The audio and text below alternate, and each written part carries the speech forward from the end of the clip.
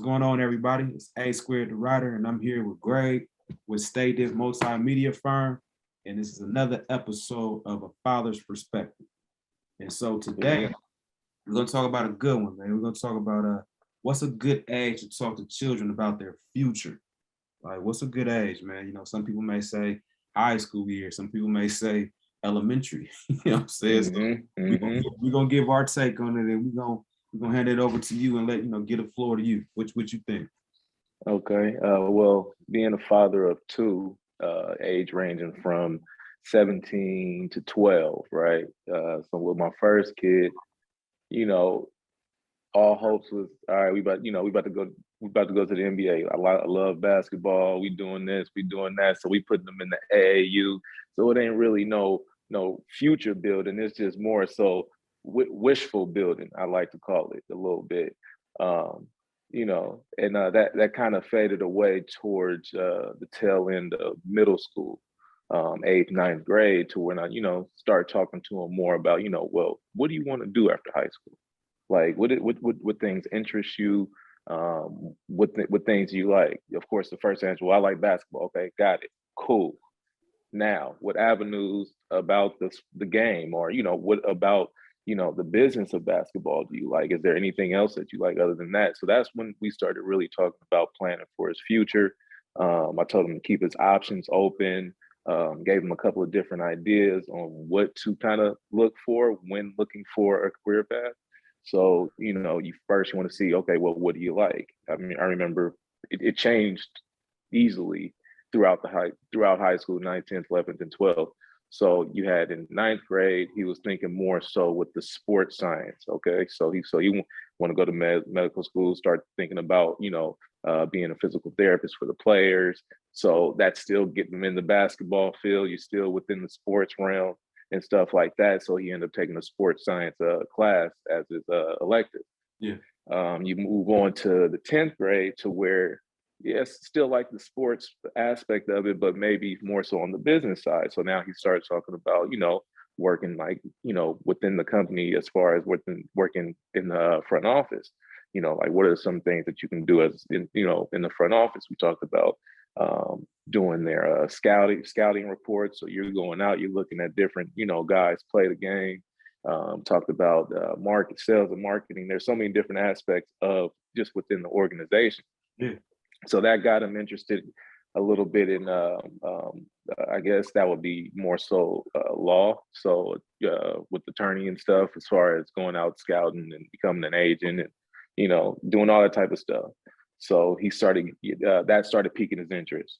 And then fast forward to now where he's just straight business driven, where he just wants to go get his MBA and just go try and kind of figure it out, whether it be real estate, whether it's, opening his own, basketball agency, whatever the case may be, it's more so driven towards, the business aspect. And even if that doesn't work, he still has a bunch of stuff that he could fall back on, whether it's the sports science, physical therapist.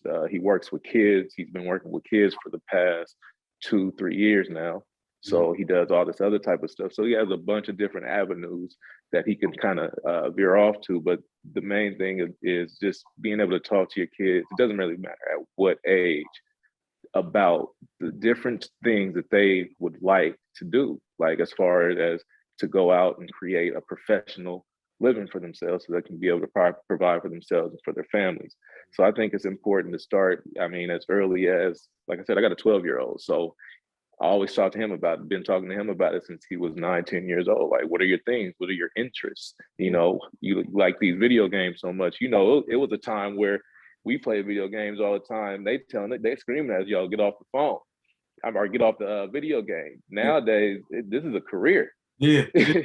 You make 6 figures. You might make more than Pops. Yeah. You know what I mean? So it's like, okay, if you're going to be on them games, let's get you in some development classes. Let's go teach you how to code. Yeah. So those are the type of the things that I've been, kind of pushing him towards. Like, all right, it's one thing to play them. Now go see if you can go build you one. You got the metaverse getting ready to come out. You got all this different stuff that they didn't, tracked and trained on our kids. Yeah. The best thing you can possibly do is actually go try and learn it. So at least put it in their minds Yeah. that they can one day build a video game or whatever it is that they like to do as early as possible, and it gets those, it gets the juices flowing, so to speak. Yeah. Hey, man, well said, bro. Yeah, No, I second that motion, man, of pretty much just paying attention to your kids. Like, absolutely. they're your kids, so you're gonna Yeah. see what they naturally good at. Whether it's playing video games, whether it's playing sports, whether they Hmm. like to paint, draw.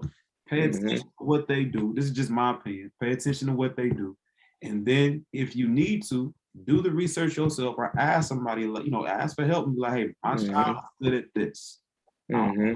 I want to start them on the right track, on the right path, so Absolutely. they can have an early understanding of what's, like you said, what's available to them. No Yep. respect to the public school system, but I'm not leaving it in their hands. You know what You I'm can't. You saying? can't.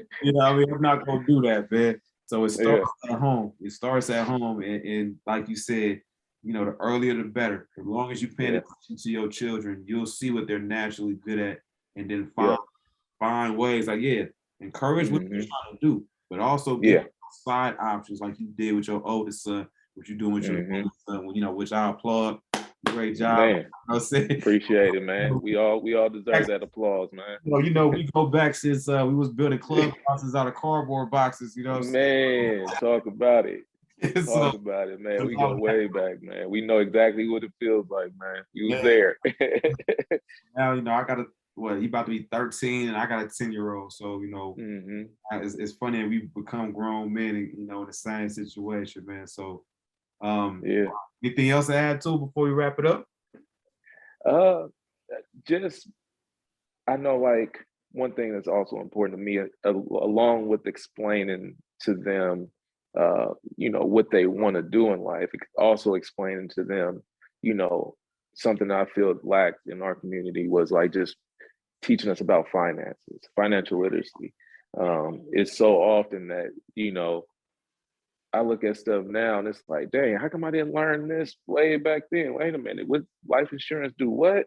We got to do, you know what I mean? Like it's just certain little things that we never thought about. I used to think, you get a credit card, you got it for emergency purposes only, not realizing you could take that same credit card and leverage it and build more credit, therefore establishing something so you can go buy you a property. You Mhm. know what I mean? It's just like little stuff like that that we wasn't taught, to always try and instill a little bit of financial literacy in them, letting them know, the value in saving your money, not just in a savings account, but also investing it, whether that be in stocks and bonds and your ETFs and cryptocurrency, whatever it is that you want to invest in, learning how to invest and Yeah. understanding, what it takes to invest, and just knowing how to do it, just the bare minimum. I'm no professional by a long shot, but just understanding that, hey, I know this is an avenue that we need to, utilize if we want to continue this wealth growth, and I think that's something that's super important to me. So I always try and instill some type of financial literacy in any type of car ride lesson that we got. It's all about, whatever you do, understanding the bottom line is to make sure you can support yourself and your family. So Yeah, man. Great point. For real. yeah. Great point. That's all I try to tell my sons. Like you said, I'm not an expert, but Hmm. I try to tell them, like, always put money away to the side, because you never know, what's gonna happen, in the future. And of Yeah. course, one day when they do get jobs where they start getting a consistent income, to tell them, Hmm. like, hey, just try not to just run through your money check to check. Yeah. Something away, and even when it comes to credit, Yep. hey, be careful with that. You can, Yeah. you can put yourself in a hole, with all these credit cards and things of that nature. And then, with the thing what you said with property, man, like, Hmm. I wish I would have known that, know what I know now back to when Yeah. I was, 16, because I was Yep. working since I was 15 and a half when I had a work permit. Yeah. So, steady Yeah. work, year in and year out. And Right. if I'd have did things differently, I know for sure I probably could have had at least 2 or 3 pieces of property by now. At Oh, I'm least. sure. You know what I'm saying? Man, like all the money we didn't use just to go hang out. You know what I mean? Like, Man, come on. man, you know what I'm saying? Because it don't take much if you know the right resources that's out there, and it's a lot of Yeah, resources. You know what I'm saying? exactly. That's another good point, man. So if you're watching this, hey, comment, if you agree with us or even if you disagree, we're here to share information, positive feedback, constructive criticism, it's all good. So, For shout out sure. on our Scholar Company for sponsoring this. We're gonna end it in their slogan, educating, There we inspiring go. action. Peace. Peace.